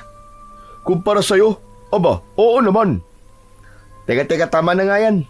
Yan na naman kayo, magsisimula na naman kayo ng away. Hindi nyo ba talaga kayang magkaayos? Kahit habang nandito lang tayong tatlo? Yang kaibigan mo ang pagsabihan mo, tol. Masyadong pasmado ang bunganga. Palagi na lang akong nakikita. Pinagsasabihan lang kita kasi kilala kita. Basta, hindi mo pwedeng gawin sa mga babae dito ang ginagawa mo sa mga babae mo sa Maynila. Huwag ka mag-alala, Jeffrey. Pinagsabihan ko si Benjo kanina. Teka, maiba tayo. Kumusta na nga pala si Lola Rosita? Maayos na ba ang lagay niya? Oo, tulog na siya ngayon. Sabi ko naman sa'yo kapag nakainom na siya ng gamot niya, kakalma din siya. Yung gamot ba na sinasabi mo yung nakalagay sa bote na ibinigay mo sa kanya? Oo, yun nga. Gawain sa iba't ibang uri ng mga halamang gamot na pinakuluan ng matagal. Kaya pala sobrang lapot nun kasi pinakuluan ng matagal. Teka, Matutulog na ako. Kayo rin, matulog na kayo. O kung di pa kayo inaantok, ay mas makabubuti na doon na lang kayo sa kwarto nyo mag-usap. Teka. Bakit para bang ayaw mong dito muna kami sa labas? May aswang ba rito sa baryo nyo? Paano ko sabihin kung meron? Ha? May aswang dito? Di, biro lang. Basta pumasok na kayo. Isang makahulugang ngiti ang pinakawalan ni Jeffrey bago ito pumasok sa loob ng bahay. May takot sa muka nang humarap si Benjo kay Tonyo. Tonyo, narinig mo ba yung sinabi ni Benji? Ang sabi niya may aswang daw dito. Kahit sinabi niya nagbibiro siya, nararamdaman ko na seryoso siya sa sinabi niyang yun. Ayan ka na naman sa pagiging paranoid mo eh. Biro nga lang, di ba? Tinatakot ka lang nun. Hindi. Parang seryoso siya nang sabihin niyang merong aswang sa lugar na to eh. Hindi kaya yun ang ibig sabihin ng panaginip mo ron sa bus? Baka isa yung pangitain sa mangyayari sa atin dito. Ano kaya kung umalis na tayo rito bago pa may masamang mangyari sa atin? Kumalma ka nga muna, Benjo. Naririnig mo ba mga sinasabi mo? Saka, nakakahiyakin na Jeffrey kung aalis tayo rito. Dahil lang sa takot mong baka may aswang dito. Baka ma-offend ang tatay at lola ni Jeffrey. Kapag may nangyaring masama sa atin dito, ikaw ang sisisihin ko ha. Pero hindi ba ang tingero ang tatay at lolo mo? Tapos nakikipaglaban sila sa mga aswang? Hindi mo ba nararamdaman na may aswang dito? Wala akong ganong kakayahan eh. Hindi ako sinanay ni na tatay at lolo para manahin ko ang kakayahang meron sila. Saka wag ka mag-alala. Kung may aswang man dito, ay hindi siya uubra sa baril ko. Dinala ko kasi yung service firearm ko eh. Para kung sakaling may hindi magandang mangyari, ay alam mo na. Talaga? Dinala mo yung baril mo? Oo nga, paulit-ulit. Mabuti naman pala kung ganun. At least, meron tayong proteksyon. Ang mabuti pa, pumasok na tayo sa kwarto natin. Iba na ang pakiramdam ko dito sa labas eh. Sus, masyado ka talagang matatakutin. Naniwala ka naman kagad sa sinabi ni Jeffrey na may aswang dito. Pero sige na, pumasok na tayo. Masyado malamig dito eh. Nauna nang pumasok sa bahay si Benjo at bahagyang natawa si Tonyo dahil ramdam niya ang takot nito. Naisip niya na mas mabuti na yun dahil magkakaroon ng takot si Benjo na lumabas tuwing gabi. Nang nasa pintuan na si Tonyo ay napahinto siya nang may narinig siyang napakalakas na pag-alulong sa kung saan. Nagdulot yun ng matinding kilabot sa kanya. Tumingin si Tonyo sa labas at iginala niya ang kanyang mata sa paligid. Pero nang hindi niya na narinig muli ang pag-alulong, ay tuluyan niya nang isinarado ang pinto at sumunod na kay Benjo sa kwarto nila. Sa sumunod na 2 araw ay naging maayos naman ang pananatili ni na Tonyo at Benjo sa bahay ni na Jeffrey. Wala silang nakitang kakaiba at tila karaniwang pamumuhay lang ang meron ang mga tao sa lugar na yun. Isinama pa ni Jeffrey sina Tonyo at Benjo sa ilog na nasa bukana ng isang kasukalan. Doon ay masaya silang naligo, nagtampisaw at naglaro sa malamig na tubig. Halos nakalimutan nilang malayo sila sa syudad at doon naramdaman ni Tonyo na nasa bakasyon talaga sila. Ganun pa man, sa kabila ng sinabi ni Jeffrey na 1 linggo ang pagdiriwang ng fiesta sa baryo nito, ay napansin ni Tonyo na walang gaanong palatandaan ng kasiyahan sa paligid. Wala siyang nakitang mga palamuti, banda o masayang pagtitipon gaya ng nakasanayan niya sa mga fiesta na napuntahan niya na noon. Tahimik ang mga tao at tila abala lamang sa kani-kanilang gawain. Hindi niya maiwasang magtaka kung bakit kakaiba ang fiesta sa baryong yon. Subalit, pinili muna niyang wag mag-isip ng kung ano-ano at inisip niya na baka ganun lang talaga magdiwang ng fiesta sa baryo ni na Jeffrey. Ikatlong araw ni na Tonyo sa baryo ni na Jeffrey ay patuloy pa ring umaalis si Benjo para makipagkita sa babaeng sinasabi nito na nililigawan nito. Isang hapon, habang nasa labas si Tonyo ng bahay ni na Jeffrey, ay nakangiting dumating si Benjo. Alam ni Tonyo na nakipagkita na naman ito sa babaeng nakilala nito sa lugar na yon. Ayos huhulaan ko. Kaya napakalaki ng ngiti mo kasi nakipagkita ka na naman dun sa babaeng yun, no? Hehehe, ano pa nga ba? Siya lang naman ang dahilan ng pagkakangiti ko sa lugar na to eh. Mukhang nagiging seryoso ka na dyan, Ano nga palang pangalan niya? Hindi mo pa sinasabi sa akin eh. Clarissa. Oh, di ba?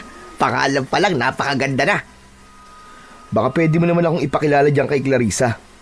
Saka na kapag sinagot niya na ako. Baka mamaya maudlot pa yun pag pinakilala ko agad sa'yo eh. Aba, parang sigurado ka na mapapasagot mo siya sa ilang araw na natitira natin dito Siyempre naman. Nararamdaman ko na gusto niya rin ako. Kaya lang, nagpapakipot pa siya ng konti. Ganun nga yata talaga mga babae rito sa probinsya. Hindi madaling makuha. Pero mas okay nga yun. Kasi, nata-challenge talaga ako, tol. Masaya ako para sa'yo, Benjo. Nakikita ko kasi na sa pagkakataong to ay parang nagiging seryoso ka na sa babae. Sana magtuloy-tuloy na yan. Totoo ang kasiyan na nararamdaman ni Tonyo para kay Benjo. Noon pa man ay kilala niya na si Benjo na hindi marunong magseryoso sa mga babae. Hindi man ito kagwapuhan ay malakas talaga ang dating nito sa mga babae at nadadala rin ng pagiging masayahin ito, kaya hindi mahirap na magustuhan ito. Kaya para makita si Benjo na natutong manligaw ay isang malaking bagay para kay Tonyo. Kinagabihan, inihaw na baboy ang ulam na niluto ni Sandro. Gaya ng mga nauna nitong niluto ay wala pa rin itong lasa. Kahit sausawan na toyo o suka ay wala rin. Kahit paano ay nasanay na sina Tonyo at Benjo sa ganung uri ng pagkain. Inisip na lang ni Tonyo na ilang araw na lang naman ang ilalagi nila sa lugar na yon at pagbalik nila sa syudad ay makakakain na sila ng mga pagkain na may lasa at gusto nila. Nabasag ang katahimikan nila nang magsalita si Benjo. May itatanong lang po ako. Akala ko ba'y isang linggo ang selebrasyon ng piyesta dito sa inyo? Bakit hindi namin nakikita ni Tonyo ang selebrasyon na yon? Parang normal na araw lang. May tagtuyot kasing nangyari rito noong nakaraang buwan. Sabi ni tatay, siyempre, walang ani ang mga tao kapag ganun. Kapag walang ani, walang pera. Pero huwag kayo mag-alala. Kasi sa huling araw ng piyesta, ay doon kami maghahanda. Ayun. Sana naman may lasa na ang mga ihahanda nyo. Benjo, ano ba yung sinasabi mo? Biro lang. Joker po ako, Mansandro. Kaya wag niyo po sanang seryosohin ng ibang sinasabi ko. Masarap naman po itong mga luto nyo eh. Hindi nagsalita si Mang Sandro. Nakatingin lang ito ng pailalim kay Benjo. Habang si Tonyo naman ay hiyang-hiya para sa kanyang kaibigan. Alam niya na kahit sinabi nito na nagbibiro lamang ito, ay iba pa rin ang dating nun para sa pamilya ni Jeffrey, lalo na kay Mang Sandro na siyang palaging nagluluto. Pagsapit ng oras ng pagtulog, ay magkatabi ng nahiga sina Tonyo at Benjo sa papag. Hindi nagtagal ay narinig na ni Tonyo ang mahinang paghilik ni Benjo. Hindi maintindihan ni Tonyo kung bakit sa gabing yon ay hindi niya magawang makatulog. Mabigat na ang talukap ng kanyang mga mata, pero tila may kung anong puwersa ang pumipigil sa kanya na pumikit. Halos ilang oras na simula nang humiga si Tonyo, pero gising pa rin siya. Nang tignan niya ang oras sa suot niyang relo, ay nalaman niya na 12:00 na ng hating gabi. Maya-maya pa ay napabalikwas ng bangon si Tonyo nang may narinig siya sa labas na mga taong sabay-sabay na umaawit ng dasal. Ano kaya yun? Parang may prosesyon . Dahil sa kuryosidad ay bahagyang binuksan ni Tonyo ang bintana. Sumilip siya roon at nakita niya na tama nga ang kanyang sinabi. Merong prosesyon na nangyayari. May mga taong nakahanay habang naglalakad. Lahat ay may dalang itim na kandilang may sindi. Anong inaawit nila? Bakit parang ibang lingwahe yata? Saka, bakit ganitong oras sila nagsasagawa ng prosesyon? Hating gabi talaga. Habang lihim na pinapanood ni Tonyo ang mga nagpuprosesyon, ay nagtaasan ang balahibo sa kanyang braso.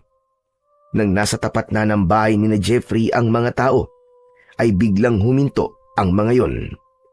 Tumigil rin sa pag-awit ang lahat. Napalunok si Tonyo. May kakaibang kilabot na dala ang biglang pagtigil ng mga nagpuprosesyon. Laking gulat niya nang sabay-sabay na tumingin ang mga tao sa kanya na parabang nararamdaman ng mga yon na pinapanood niya ang mga ito. Sa sobrang takot ni Tonyo ay isinarado niya ang bintana ng malakas. Nagmamadali siyang bumalik sa tabi ni Benjo. Dahil doon ay nagising si Benjo. Ano ba, tol? Bakit naman ang likot mo? Tapos ang lakas mo pa magsarado ng bintana. At sarap-sarap na ng tulog ko eh. Storbo ka. Pasensya ka na, tol, ha? Natakot kasi ako sa mga nagpuprosesyon sa labas eh. Ha? Nananaginip ka na naman ba? Bakit naman may magpuprosesyon ng ganitong oras? Pabihira ka, oo. Hindi ko rin alam eh. Hindi naman ako taga rito. Basta may narinig akong kumakantang mga tao kanina tapos sumilip ako sa bintana. Bigla na lang silang tumigil sa harapan ng bahay ni na Jeffrey. Ang nakakakilabot pa, bigla nila akong tinignan na para bang naramdaman nilang pinapanood ko sila. Yung mga mata nila, nanlilisik, nakakatakot. Ewan ko sa'yo. Gumagawa ka lang ng kwento, no? Hindi ka makatulog kaya pati tulog ko iniistorbo mo. Saka bakit ka natatakot? Akala ko ba'y pulis ka?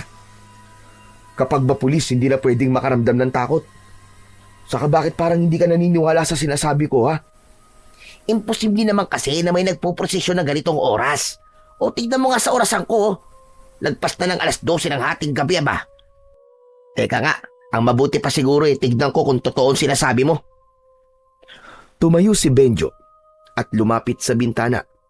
Nang akmang bubuksan ito ang bintana, ay mabilis itong pinigilan ni Tonyo.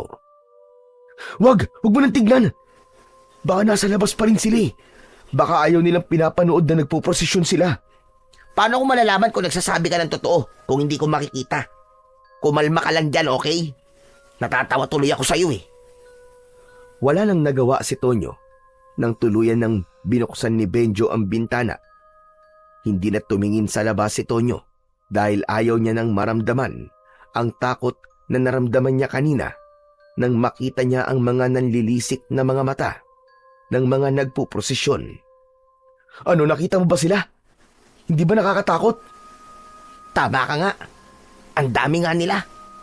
Sabi ko na sa'yo eh. Maraming bituin sa langit. Ha? Ano ba sinasabi mo? Doon na sumilip sa bintana si Tonyo.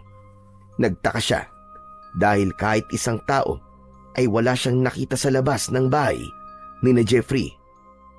Anak nang, saan nagpunta ang mga yun? Kanina lang nandyan lang sila eh. Sabi ko na nga be, nananaginip ka na naman. Oh, asa na nagpuposisyon? Wala naman ah. Sigurado ako tol na nandyan sila. Pero bakit ang bilis nilang nawala? Sa dami nila sigurado ako na hindi nila kayang makaalis dyan ng ganong kabilis. Isa lang ang ibig sabihin nun. Panaginip mo lang ang lahat o hindi kaya ay namamalikmata ka lang. Imposible. Imposible yun tol. Sigurado ako sa nakita ko. Hindi yun imahinasyon. Alam mo tol, mabuti pang matulog ka na. Masyado ka kasing nagpupuyat kaya kung ano-anong nakikita mo eh.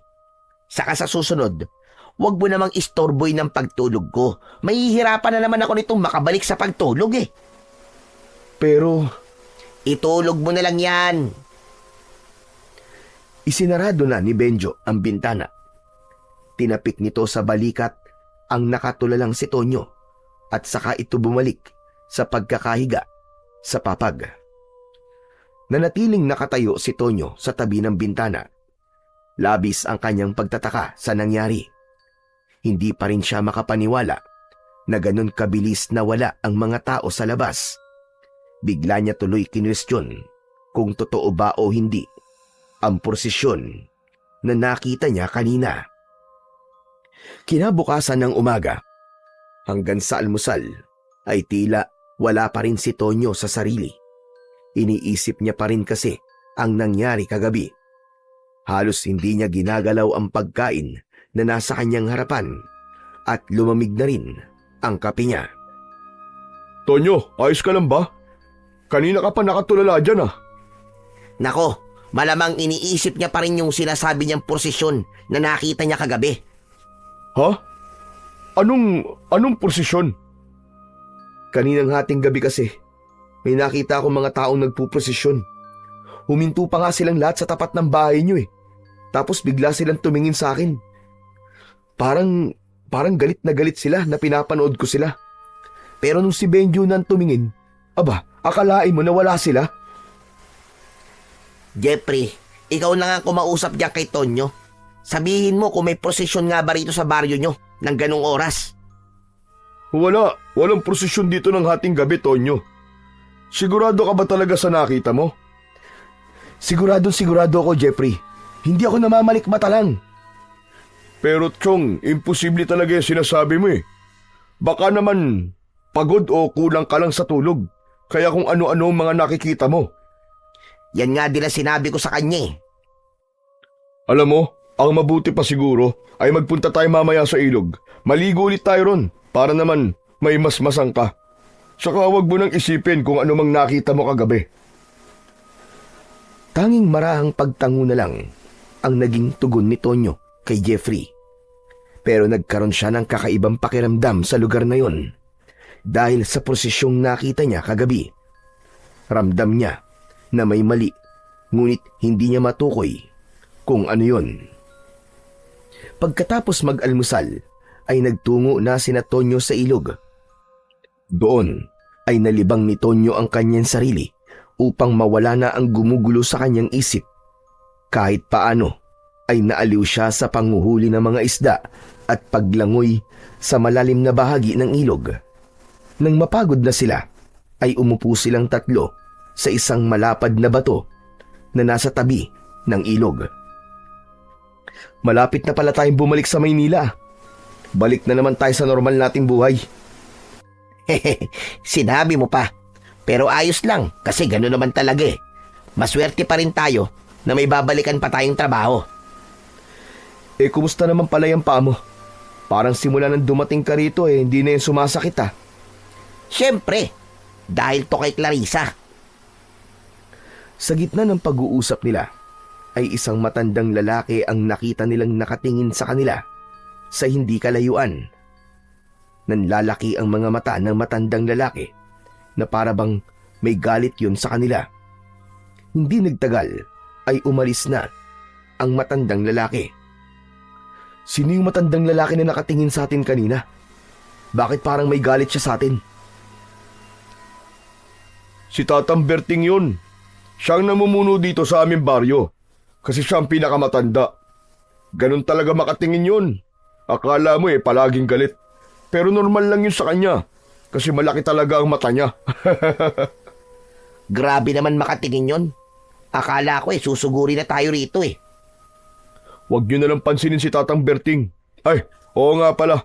Uuwi na muna ako sa bahay ha. Tutulungan ko pa kasi si tatay sa pagluluto eh. Kayo ba? Maya-maya pa siguro kami. Pero susunod na rin kami sa'yo. O siya, sige. Mauna na ako sa inyo ha. Mag-iingat kayo rito. Nang nakaalis na si Jeffrey, ay muling lumublob sina Tonyo at Benjo sa ilog. Habang naglalangoy, ay naramdaman ni Tonyo ang bahagyang pag-init ng kabal na nakasabit sa kanyang leeg. Bigla siyang natigilan dahil tila nagbigay ng babala ang kabal. Oh, nakatulala ka na naman dyan, tol. Huwag mong sabihin na iniisip mo pa rin yung sinasabi mong prosesyon kagabi. Hindi yon. Ito kasing kabal ko. Bigla siyang uminit. Kapag umiinit kasi to, ibig sabihin ay may mangyayaring hindi maganda. Kaya dapat ako maging handa. Ano namang hindi magandang mangyayari? Nasa ilog lang naman tayo. Hindi ko alam, Tol. Ang mabuti pa siguro umahon na tayo at umuwi na rin tayo. Ano ba yan? Bago pa lang ako nag-e-enjoy kasi wala na si Jeffrey. Kung ayaw mo sumama sa akin pabalik kay na Jeffrey, bahala ka sa buhay mo. Basta ako uuwi na. Oo na. Sasama na ako sa ipabalik. Ang KJ talaga nito. Tara na. Nang umahon na sina Tonyo sa ilog, ay napahinto si Tonyo nang may naramdaman siyang kakaiba sa paligid. Sa pag-ikot niya ng tingin, ay muli niyang nakita si Tatang Berting. Matiin yung nakatingin sa kanila ni Benjo. Gaya ng sinabi ni Jeffrey, ay hindi na lang niya pinansin ang matandang lalaki at naglakad na sila ni Benjo palayo sa ilog. Sa buong maghapon na lumipas, ay hindi na muna inisip ni Tonyo ang mga bagay na gumugulo sa kanyang isipan. Pagsapit ng gabi, habang tumutulong siya sa paghahain ng hapunan, ay may narinig silang boses ng isang matandang lalaki. Tinatawag nun ang pangalan ni Mang Sandro. Lumabas si Mang Sandro at sinundan ito ni Jeffrey. Sumunod na rin sina Tonyo at Benjo sa paglabas at naiwan si Lola Rosita sa kusina. Nagulat si Tonyo nang malaman na si Tatang Berting ang nasa labas. Biglang tumingin ang matandang lalaki kina Tonyo at Benjo. May bisita ka pala, Sandro. Dalawa pa. Bakit hindi mo sinabi sa akin ang bagay na ito? Paumanin, Tatang Berting. Ang anak ko kasi ay nagpapunta sa kanila rito. Galing sila sa syudad. Kahit na. Alam mo ang patakaran dito sa ating baryo. Total 2 ang iyong bisita. Ay ibigay mo sa akin ang isa. Mawalang galang na po, pero mga bisita ko po sila. Kaya dito po sila sa bahay namin nararapat. Hayaan nyo na lang po kami na mag-istima sa kanila. Hindi po ba ilang taon na kaming walang bisita rito tuwing piyesta. Kaya sana ay pagbigyan nyo muna kami sa pagkakataong ito. Hindi muna nagsalita si Tatang Berting na para bang nag-iisip ito, habang sina Tonyo at Benjo ay nagtatakang nagkatinginan dahil pareho nilang hindi naiintindihan kung bakit kailangan ibigay ni na Jeffrey ang isa sa kanila ni Benjo kay Tatang Berting. Sige, pumapayag ako. Ngunit sa susunod na piyesta ay dapat mabahagian mo rin kami, Jeffrey. Opo, pangako po, Tatang Berting. Walang imik na tumalikod si Tatang Berting at saka yun naglakad palayo. Nang makabalik na sila sa loob ng bahay, ay agad na nagtanong si Tonyo kay Jeffrey. Tol, tanong lang, anong ibig sabihin ng pinag-uusapan nyo? Tama ba'y narinig namin? Gusto ni Tatang Berting na isa sa amin ni Benjo ang ibibigay nyo sa kanila? Oo, pero hindi naman literal na ibibigay sa kanya. Ang ibig sabihin ni Tatang Berting ay gusto niya na isa sa inyo ang tutuloy sa bahay niya. Bihira kasi kami magkaroon ng bisita dito sa baryo, lalo na tuwing piyesta. Kaya minsan, gusto ni Tatang Berting na tumulong sa pag-welcome sa mga bisita. Ganun lang yun. Wow, napaka-hospitable naman pala ng mga tao rito. Pero huwag nyo nang intindihin yun. Maghain na tayo para makakain na tayo. Medyo nagugutom na kasi ako . Napansin ni Tonyo na tila sinadya ni Jeffrey na putulin na kagad ang kanilang usapan tungkol kay Tatang Berting. Dahil doon ay naramdaman niya na tila may hindi sinasabi si Jeffrey sa kanila ni Benjo. Lumipas pa ang ilang araw hanggang sa dumating na ang huling araw ng piyesta sa baryo ni na Jeffrey. Inasahan ni Tonyo na sa araw na yon ay mararamdaman na niya ang kapistahan sa lugar na yon. Pero nabigo siya.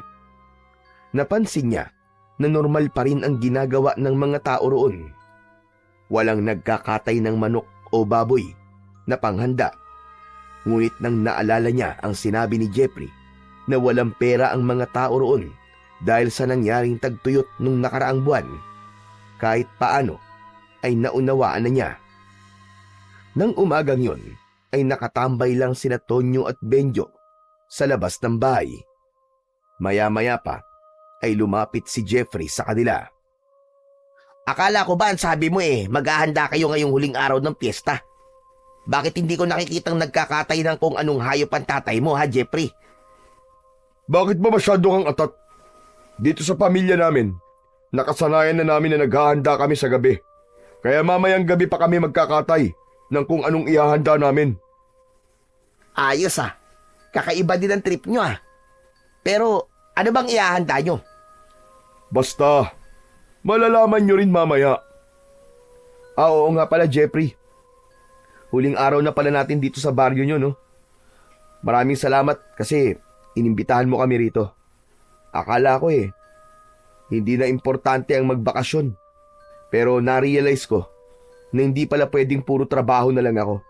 Kailangan din na huminga ako paminsan-minsan. At masaya ako nakasama ko kayong dalawa ni Benjo sa bakasyon ko to. Masaya rin ako na narito kayo. Alam ko na sa mga nakaraang araw ay naiinip na kayo. Pero huwag kayong mag-alala dahil mamayang gabi, sisiguraduhin namin na yun ang gabing hinding-hindi nyo makakalimutan sa buong buhay nyo. Matapos yung sabihin ni Jeffrey, ay ngumisi ito at saka ito tumalikod para maglakad pabalik sa loob ng bahay.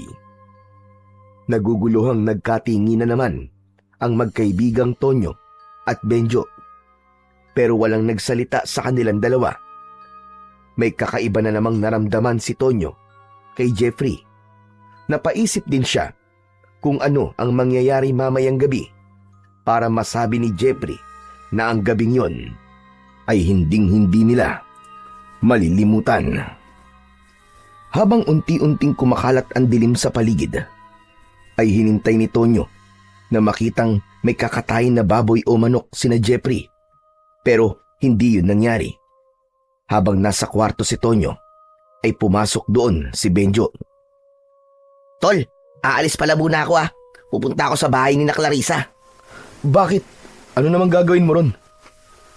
Inimbita kasi ako ni Clarissa Ang sabi niya, doon na raw ako maghapunan sa kanila. Baka gusto mo sumama para may pakilala na kita sa kanya. Wag na. Ang pangit naman kung dalawa tayong aalis. Gabi ng huling araw ng fiesta dito Saka hindi ba sabi ni Jeffrey, maghahanda sila? Ay, oo nga pala.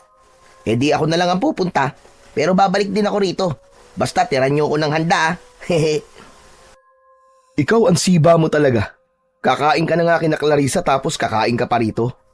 Mabuti na sigurado. Baka hindi ako mabusog dun O sige na, umalis ka na at mag-iingat ka. Ay, sandali pala. Saan nga nakatira si Clarissa? Para kung sakaling kailangan kitang sunduin alam ko kung saan ka pupuntahan. Mula rito sa bahay ni na Jeffrey, 5 bahay, papunta sa direksyon ng ilog. Matapos yung sabihin ni Benjo, ay umalis na ito. Muling naramdaman ni Tonyo ang bahagyang pag-init ng kanyang kabal. Hinawakan niya yon at tinignan. Saan mo ba ako binibigyan ng babala Bakit kasi hindi mo kayang magsalita Di sana, nasabi mo na kung ano o sino ang dapat kong iwasan. Nagulat si Tonyo nang marinig niya ang pagwawala ni Lola Rosita sa kwarto nito. Nagmamadali siyang lumabas ng kanyang kwarto pero hindi niya nakita roon sina Jeffrey at Sandro. Palakas ng palakas ang sigaw na yon ni Lola Rosita kaya mas lalong kinabahan si Tonyo. Hanggang sa naalala niya ang gamot na pinapainom dito ni Jeffrey sa tuwing nagwawala ang matandang babae. Tumakbo siya sa kusina at hinanap niya ang mga bote ng gamot. Nakita niya ang mga nakatagong bote sa ilalim ng batalan. Natatakpan yun ng marurumi at lumang damit. Kumuha siya ng isang bote pero sa hindi sinasadyang pangyayari ay natalisod siya. Nabitiwan ni Tonyo ang bote at nang bumagsak yun sa sahig ay nabasag yun. Kumalat ang malapot na likido sa sahig. Napatingin si Tonyo sa likido. Yumukod siya at hinawakan niya ang likido gamit ang kanyang kamay. Inamoy niya yun at nagimbal siya. nang malaman kung ano ang likido. Anak ng putya! Dugo to ah! Hindi ako pwedeng magkamali. Dugo talaga to! Dahil sa nalamang yun, ay labis na naguluhan si Tonyo kung bakit dugo ang pinapainom na gamot ni na Jeffrey kay Lola Rosita. Habang patuloy ang pagwawala ng matanda sa kwarto nito, ay bumalik naman si Tonyo sa kwarto nila ni Benjo. Kinuha niya ang kanyang baril at ang mga bala. Bumalik siya sa harapan ng pinto ng kwarto ni Lola Rosita. Sana naman ay mali ang hinala ko. Sana ay hindi aswang o kung anong nilalang si Lola Rosita. Sana nagkakamali lang ako. Binuksan ni Tonyo ang pinto ng kwarto ng matandang babae. Nang hilakbot siya, nang makita si Lola Rosita na nasa anyong aswang. Matutulis ang mga kuko at ngipin ng matanda. Namumula ang mga mata nito at napakaputla ng balat. Nang sumugod ang aswang kay Tonyo, ay agad niya itong pinaputukan ng baril. Tumama ang bala sa noo ng aswang na agad nitong ikinamatay. Nanlalaki ang mga mata ni Tonyo. Hindi siya makapaniwala na isang aswang, si Lola Rosita. Nagulat na lang siya nang biglang pumasok ng bahay si Jeffrey at nagtaka ito nang makitang may hawak siyang baril. Lalapit sana si Jeffrey kay Tonyo pero agad na itinutok ni Tonyo ang baril sa kaibigan. Hanggang diyan ka na lang! Huwag kang lalapit! Babarilin talaga kita! Tol, ako to! Ano ba nangyayari sa'yo? Alam ko ng aswang ang lola mo, hayop ka! At malamang aswang ka rin at ang tatay mo! Kaya mo ba ako inimbita rito? Ay para ako ang gawin yung handa? Ha? Kami ni Benjo! Siguro nga'y wala ng dahilan para maglihim ako sa'yo. Tama ka, Tonyo. Aswang nga kami ng aking pamilya. At pinapunta kita rito para maging handa sa aming kapistahan. Inaamin ko rin na kinaibigan lang kita para madala ka rito. Walang hiya kang demonyo ka.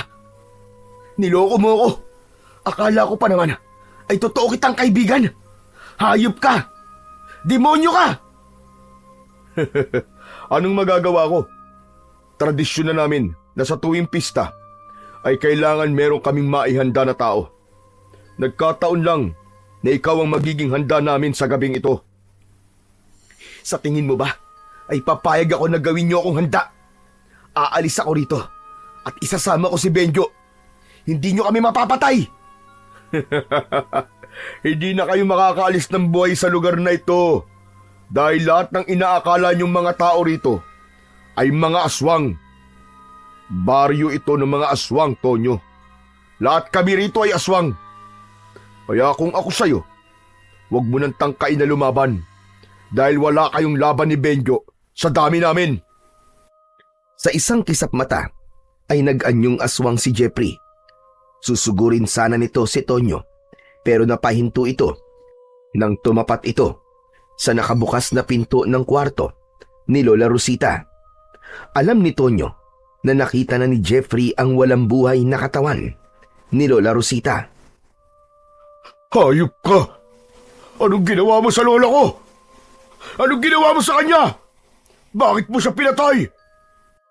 Dahil kung di ko siya pinatay, ako ang papatayin niya! Walang hiya ka! Hindi kita mapapatawad! Papatayin din kita! Galit na sumugod si Jeffrey kay Tonyo. Pinaputukan niya ito ng baril, pero mabilis itong nakaiwas. Sinunggaban siya ni Jeffrey at natumba siya sa saig habang nasa ibabaw niya ito.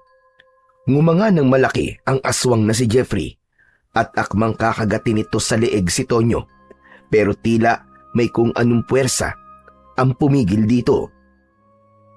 Hanggang sa napansin ni Tonyo na nakatitig si Jeffrey sa kanyang kabal na nakakwintas sa kanyang leeg. Ramdam na ramdam niya ang takot nito habang nakatingin sa kanyang agimat. Sinamantala naman ni Tonyo ang pagkakataong yon. Alam niya na kung hindi siya kikilos para ipagtanggol ang kanyang sarili, ay siya naman ang papatayin ni Jeffrey. Itinutok niya sa bunganga ng aswang ang baril at pinaputok niya yon. Sabog ang ulo ni Jeffrey. Wala ng buhay na bumagsak ang katawan ng aswang sa ibabaw ni Tonyo. Umalis na si Tonyo sa ibabaw ng katawan ng aswang na si Jeffrey. Saka siya tumayo at tinignan nito. Masakit para sa akin na gawin yan sa'yo, Jeffrey. Pero patawarin mo ko. Dahil alam ko na ako ang mamamatay kung hindi kita papatayin. Sayang. Sayang talaga. Sinayang mo ang pagkakaibigan natin. Tatakbo na sana si Tonyo palabas ng bahay nang biglang humarang sa pinto si Mang Sandro na nasaan yung aswang. Nang makita nito ang bangkay ng anak na si Jeffrey, ay galit na galit itong sumugod. Agad namang itinutok ni Tonyo ang baril sa aswang na si Mang Sandro. Isang putok ng baril ang pinakawalan niya. Tumama ang bala sa balikat ng aswang. Sa pangalawang pagkalabit niya ng gatilyo ay nanlamig siya dahil wala na pala yung bala. Nagmamadaling kinuha ni Tonyo ang mga bala sa kanyang bulsa. Pero paghugot niya sa mga yon ay nalaglag lahat ng bala sa sahig dahil sa kanyang pagmamadali. Upulutin na sana niya yon pero nagawa na siyang sunggaban ni Mang Sandro. Bumaon ang matutulis nitong mga ngipin at kuko sa kanyang balikat at tagiliran. Malakas na napasigaw sa sakit si Tonyo. Hindi pa rin siya nawalan ng pag-asa.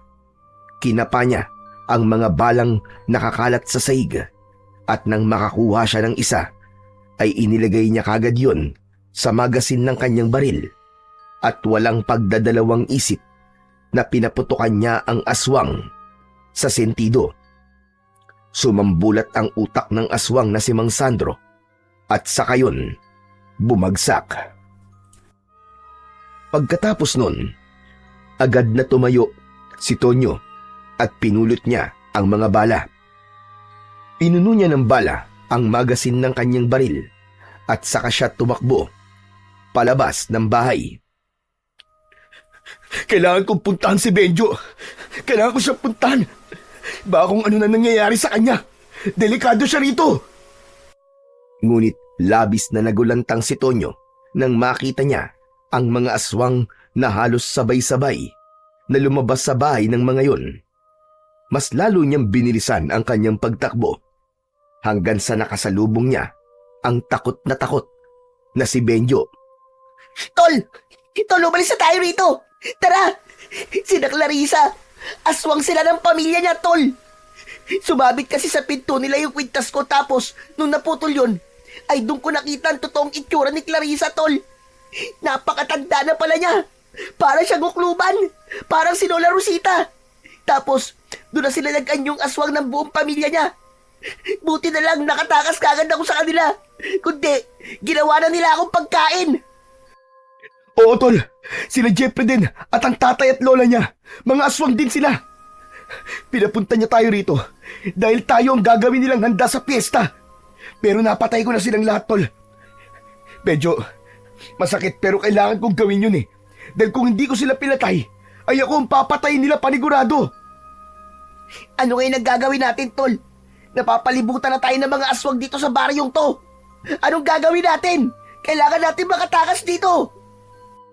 Doon na nakita ni Tonyo na napakaraming aswang ang nakaikot sa kanila. Alam niya na hindi sapat ang balang meron siya para makaligtas sila dahil sa dami ng mga aswang na naroroon na handang kumain sa kanila. Hanggang isang bagay ang biglang naalala ni Tonyo. Yung kabal. Nang lumapit ang mukha ni Jeffrey kanina, ay parang natakot siya sa kabal ko. Siguro ang kapangyarihan nun hindi lang para hindi ako tabla ng bala at ng matutulis na bagay. Baka takot din dito ang mga aswang. Tama, takot sila sa kabal. Hinubad ni Tonyo ang kabal at hinawakan niya yon sa tali. Humakbang siya papalapit sa mga aswang at kapansin-pansin na takot nga ang mga yon sa kanyang kabal. Umatras ang mga yon na parabang ayaw ng mga yon na madikit man lang sa hawak na kabal ni Tonyo. O ano? Ano kayo ngayon? Dito pala kayo takot ha? Sige, lumapit kayo! Lapit! Subukan niyo saktan kami! Ano? Lumapit kayo! Mga duwag pala kayo eh! Galit na umangil ang mga aswang na nakapalibot sa kanila. Pero hindi makalapit ang mga yon dahil sa agimat o kabal ni Tonyo. Nagpatuloy sa paglalakad si Tonyo habang hawak-hawak ang kabal. Si Benjo naman ay nakasunod lang sa kanya. Sa tuwing may magtatangkang aswang na umatake sa kanila, ay ihaharap lang ni Tonyo ang kabal rito at parang nasasaktan na umaatras ang mga aswang. Nang nakarating na sina Tonyo at Benjo sa may arko palabas ng baryo na yon, ay tila sumuko na ang mga aswang at hindi na sila sinundan ng mga yon. Doon na nagmamadaling tumakbo ang magkaibigan at walang ibang nasa isip nila kundi ang makalayo sa baryo ng mga aswang. Ligtas na nakabalik sa Maynila ang magkaibigang Tonyo at Benjo. Ngunit nanatiling sariwa sa kanilang isipan ang bangungot na naranasan nila sa baryo ng mga aswang. Pinili nilang manahimik at hindi nila ikinuwento sa iba ang mga nangyari dahil alam nilang walang maniniwala sa kanila. Pero para kay Tonyo, masakit na siya mismo ang pumatay sa kaibigan niyang si Jeffrey.